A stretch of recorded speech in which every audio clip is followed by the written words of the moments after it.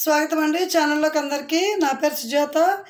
Everest day ఎప్పుడు చేసుకుంటాం, ఎందుకు చేసుకుంటాం చెప్తాను నేను. హిమాలయాల్లో విశిష్టమైనది ఎవరెస్ట్. దీన్ని మనం దేశానికి రక్షణగా భావిస్తాం. నేపాలీలేమో దీన్ని సర్గమాత అంటారు. టిబెట్ వాళ్ళేమో చోములుంగ్మా అని భక్తితో పిలుస్తారు. మరి ఎవరెస్ట్ అనే పేరు ఎక్కడిది? దీనికో కథ ఉంది.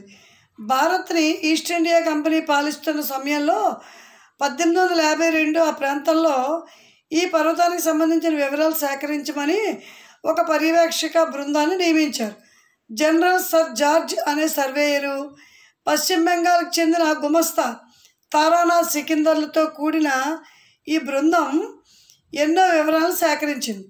వీరిలో ఆ సర్వేయర్ అయినటువంటి ఎవరెస్ట్ పేరే ఈ పర్వతం పేరు అయ్యింది.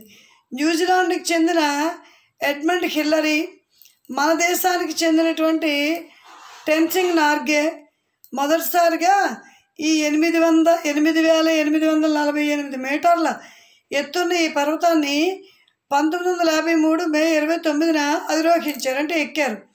అందువల్ల ప్రతి సంవత్సరం ఈ మే 29నే ఎవరెస్ట్ డేగా జరుపుకుంటాం.